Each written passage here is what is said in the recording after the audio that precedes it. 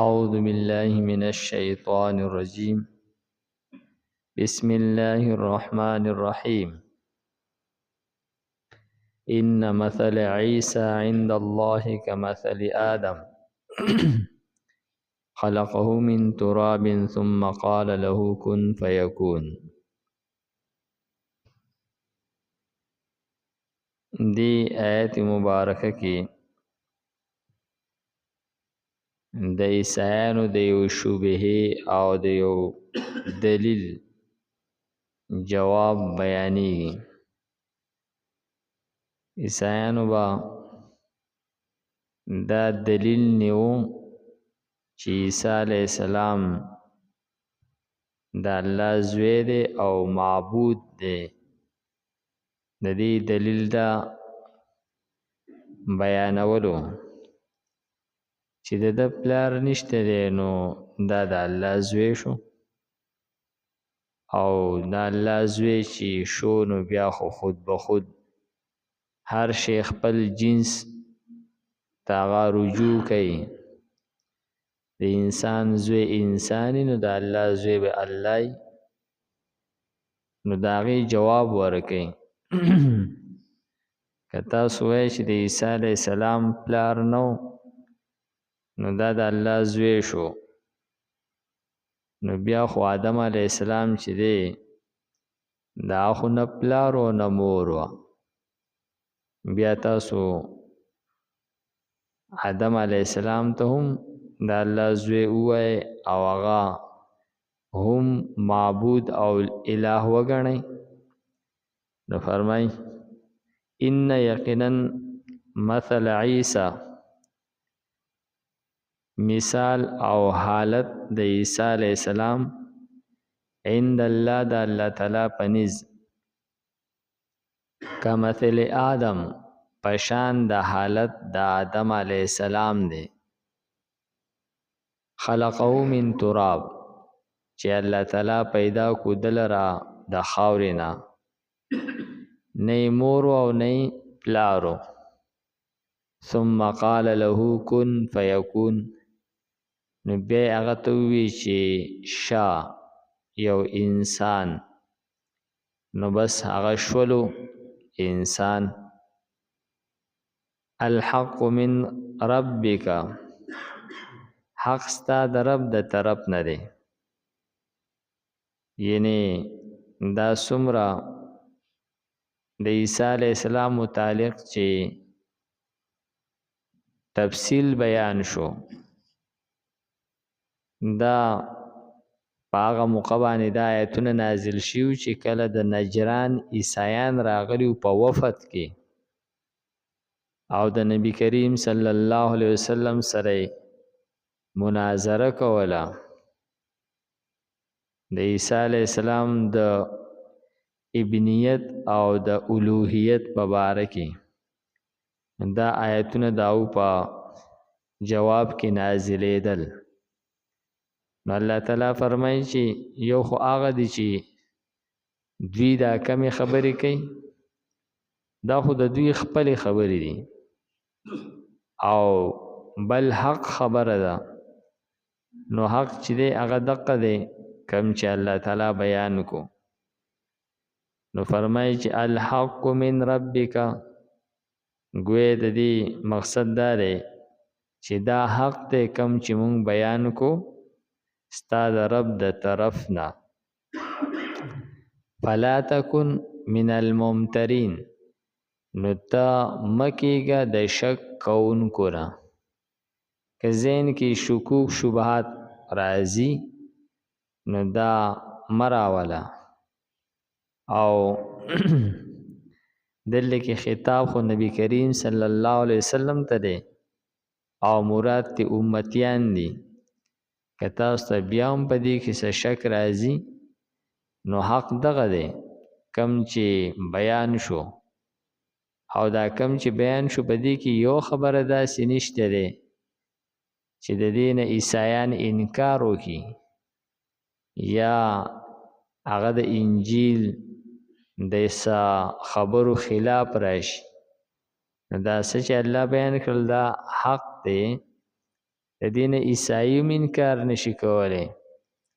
او دا کم چې دوی اضافي خبرې کوي نو دا خو دوی د ځان نه جوړې کړي خبرې دي. فمن حاجک فیه من بعد ما جاءک من العلم، دی آیت کې دغه عیسایانو ته آخرنۍ خبره ذکر کوي چې تا خو دوی ته د عیسی علیه السلام د نبوت او د پیغمبرۍ دلایل بیان کړل او دوی ته ظاهر شو چې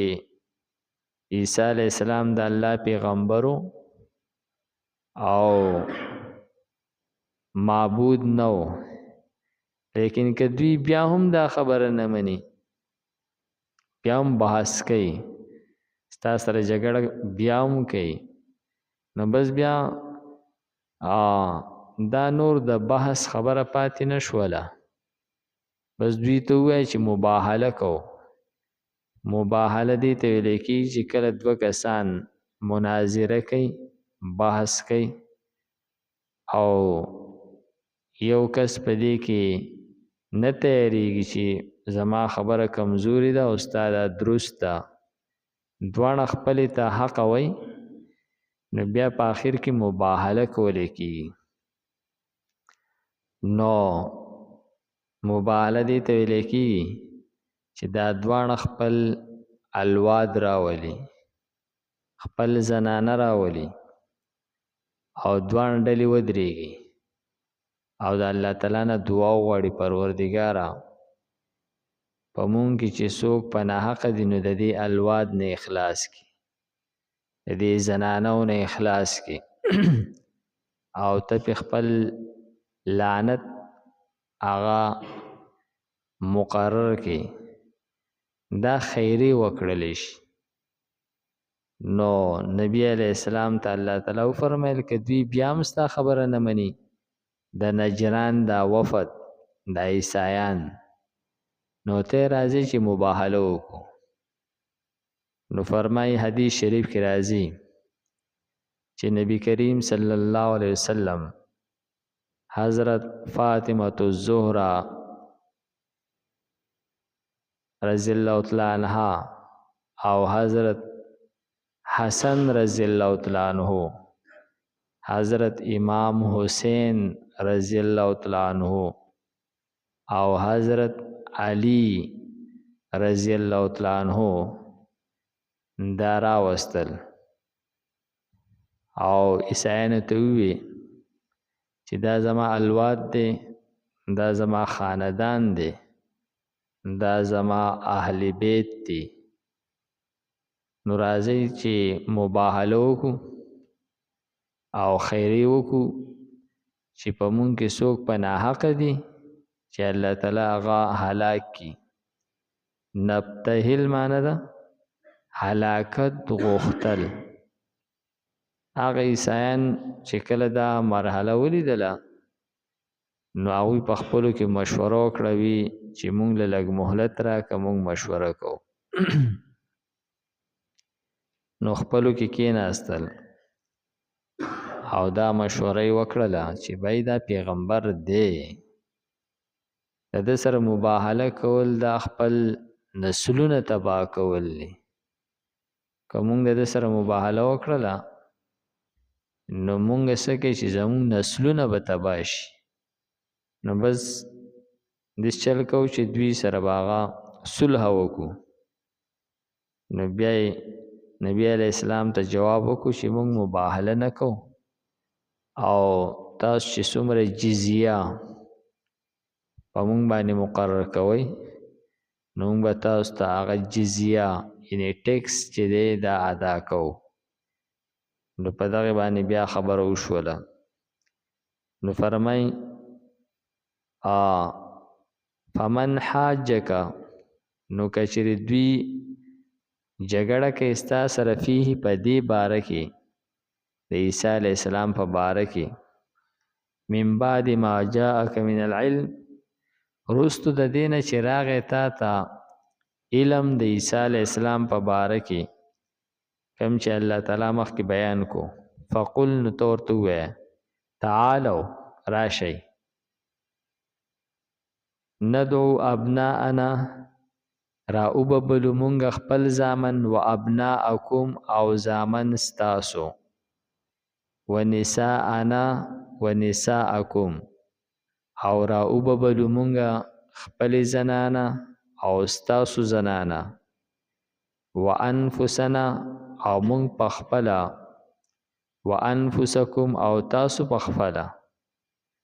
دا ټول براغون کو نو دا هغه خلک ته چې په دې انسان د دې حفاظت کوي د دو بدخوایی نه غواړي نو فرمایي چې دا یعنی پخپل موقف باندې د یقین نښه ده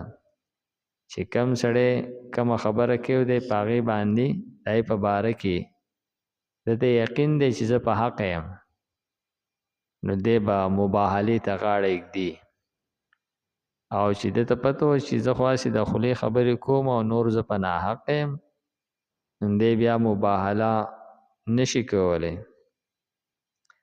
نو فرمایي ثم نبتهل نو بیا به مونږ هلاکت وغواړو فنجعل نو وبګرځو لعنت الله لعنت د الله تعالی د رحمت نه لرېوالی د الله تعالی علی الکاذبین په دروغجنو باندې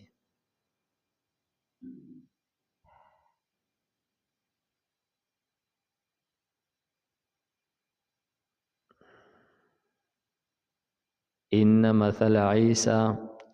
یقینا مثال د عیسی علیہ السلام عند الله پنځ د الله تعالی باندې کمثل آدم پشان د حالت د آدم علیہ السلام دی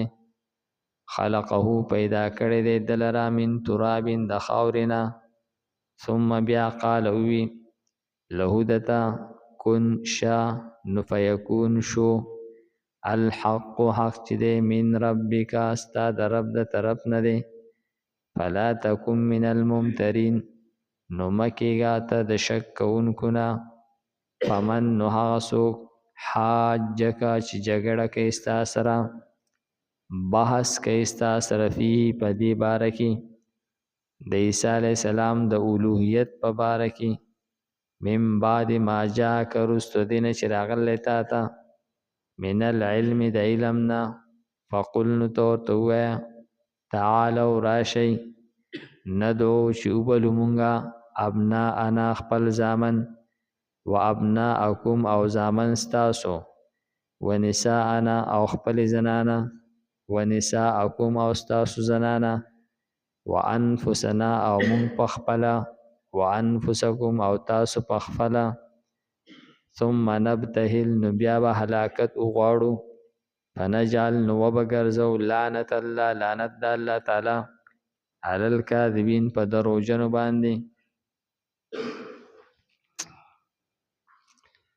الحمد لله رب العالمین والعاقبۃ للمتقین والصلاة والسلام علی خیر خلقه محمد و آله و اصحابه اجمعین پروردگار زموږ دا ناسته په خپل دربار کې قبول کړي پروردگار موږ ته د قرآن پاک سمجھ بوجھ را نصیب کړي د مرګ نه مخکې موږ ته د عمل کولو توفیق راکړي وصلی الله تعالی علی خیر خلقه محمد و آله و اصحابه اجمعین برحمتک یا ارحم الراحمین